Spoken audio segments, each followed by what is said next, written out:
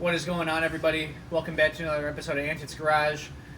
Familiar face in the shop tonight. You can see our 71 El Camino project is back. It actually kind of never left us. The reason that we've got it back is because in a previous video we were talking about the difficulties that we were encountering with the control arms that we got as part of our coilover front suspension kit. Turns out after weeks of fighting with the company we got the kit from, we finally got the right person on the phone, actually the guy who designed the kit, and he goes, "Yep, you guys got the wrong upper control arms." So tonight we're going to have to replace those. We'll show you what's going on with it and why in its current state it is totally undrivable, and there was no way that we were going to let this thing leave the shop the way it is. So yeah, we're gonna get into it, and we're going to get this thing running properly. Yeah, we're going to get the proper control arms back on it, get it set up the way it's supposed to be set up. Then we can finally get it off to the alignment shop so they can align it. And then the customer finally get his car back. This is one of the things that you run into with building cars and fabbing them and everything else like that. And a lot of stuff you don't get to see. But here at Antiques Garage, we inform you and try to keep you up to date on what we're doing. Yep. Let's get to it. Ready? Yep. All right. Let's go.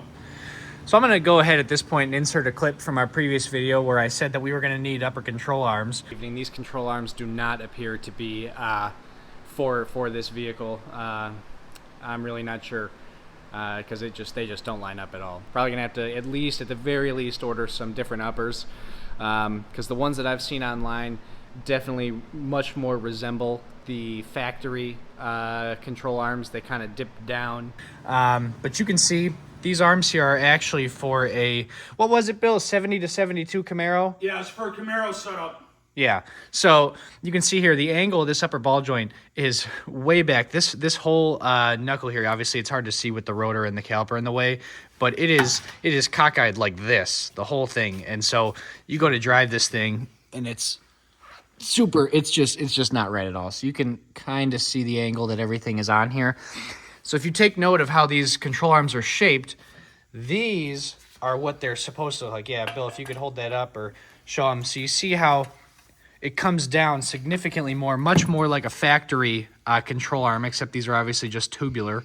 And also the mounting for the upper ball joint is much more in the middle of everything, whereas you can see on this one, the upper ball joint mount is basically in line with the very front of it. So now we have the right arms we need, and now this thing will hopefully be driving like it should.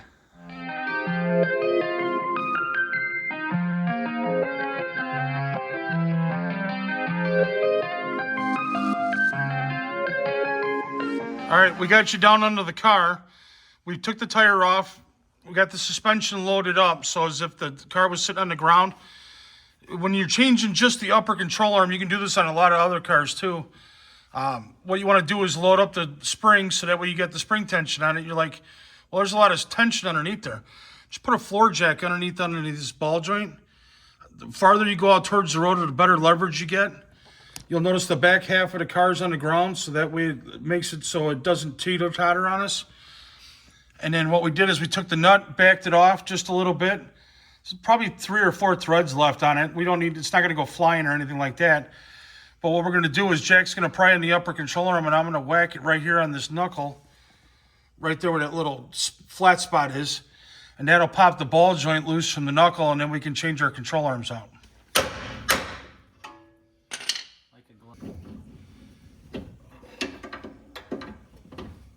And just make sure this knuckle doesn't fall out too terribly.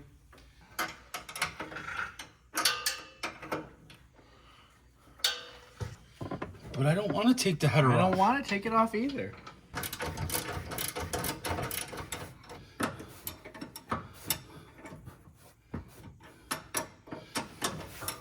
Yeah, so you can see the problem we're running into that I was afraid of. Obviously, we put the suspension in before we put the motor in.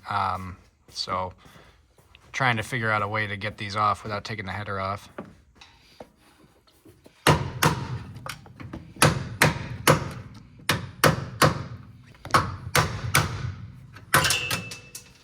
Blinko.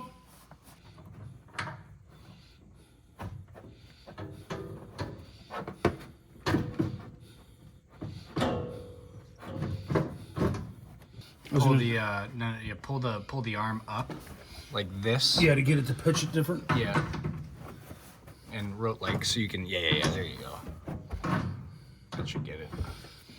Well, Jack says he thinks it's enough, so let's try.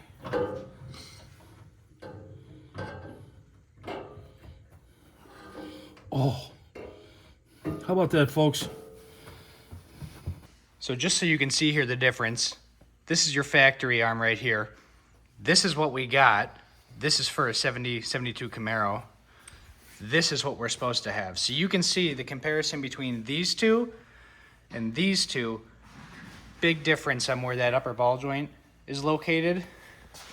And also you can see how that one on the very end down there doesn't come down, whereas this one here mimics the factory one right there. So this is what we need.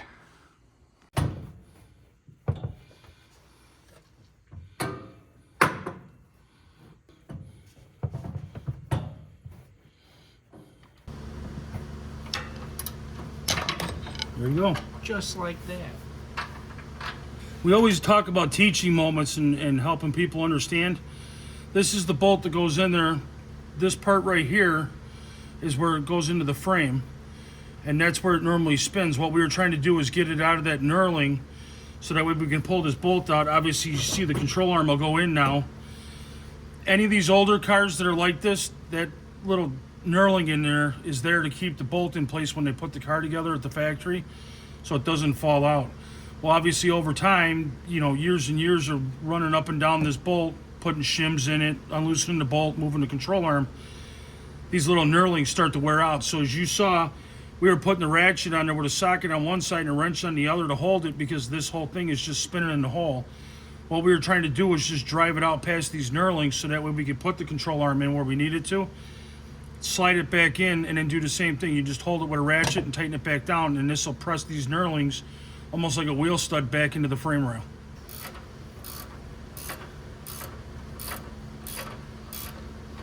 Now while Jack's doing that, you can see on the end of these control arms right here, these nuts, these are actually the final adjustment. Once we get this car down on the ground, a lot of times when people put front suspension parts on cars, they tighten it in the air and then it's automatically got that preload on it.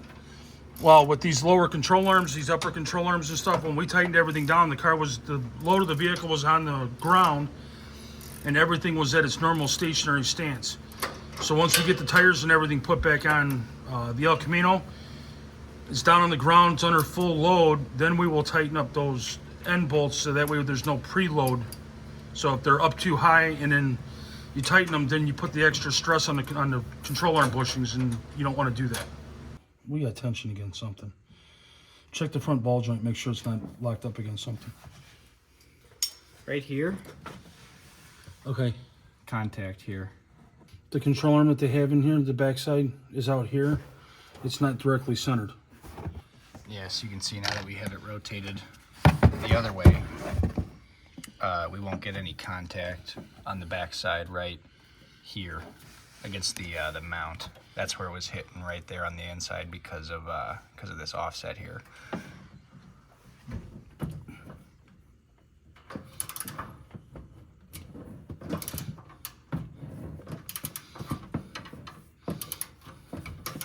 Sweet.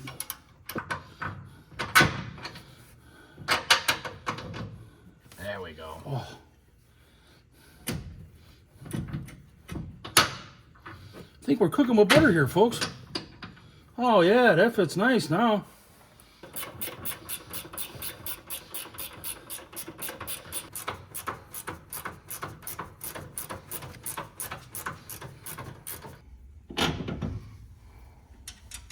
That is much better.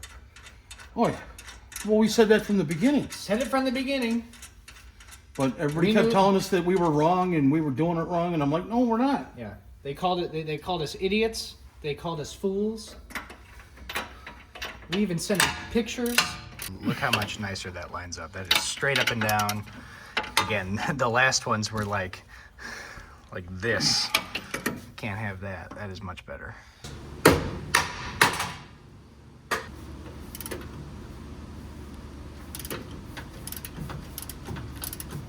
Brian.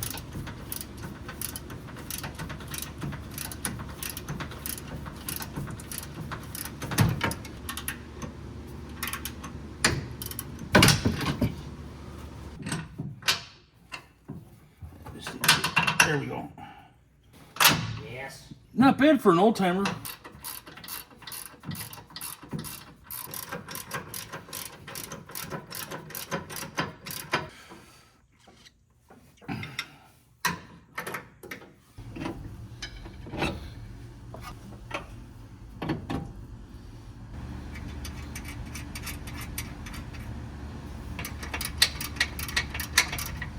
Can you pry that control arm down? I think this ball joint's just spinning. Now we're cooking with butter. It's parquet. Parquet. Remember that commercial? Not the parquet. Parquet. Butter. Butter.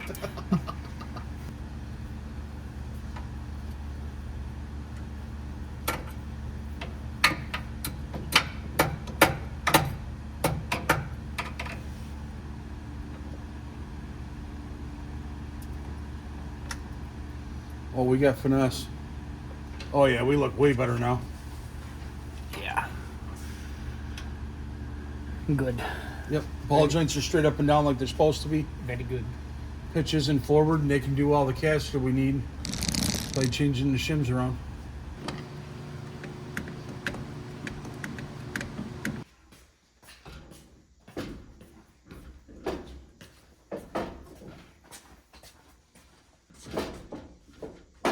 Let me see what you've got. See, this is what I'm talking about, folks. That is the biggest ratcheting. Don't even know. That's the one I saw in there in the ratcheting wrench drawer. That's the Incorrect. well. See? Stubby wrench. There's longer wrenches. Stubby That's ratchet. not a stubby wrench. I'm putting them down on the bench.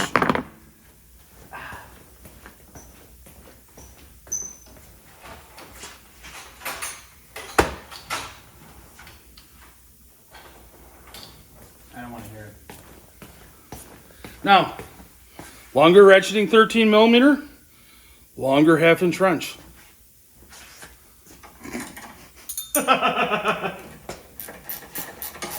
Well, they'll work just fine for me. Well, It's just not about the size. It's about how you use it. hey, he always grabs everything smallest he can find. I think it's a big guy, small guy thing. I mean, I don't know. You tell us. Leave it in the comments. So you can see we got the car on the ground now, and now we've got plenty of room here. Not going to run into any issues with the that bump stop that's way in there. So that's how it should be, folks.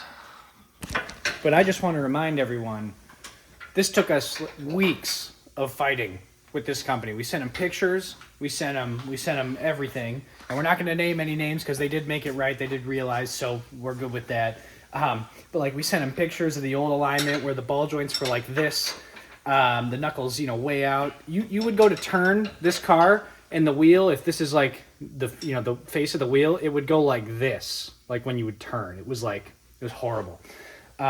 So Yeah, it was crazy out of whack. horrible, super dangerous. So we didn't, this car could only go like a couple hundred feet on it trying to make it work. But we're good now. So now we're just going to do a little bit of tuning on the car, bring the idle down a little, it'll run good, and then it'll be off to alignment, and then it'll be getting a new trans, not by us. It's already at another place. It's already built, waiting for this car, and then it'll be done. Good to go. All right, everyone, that's going to do it for this episode, though.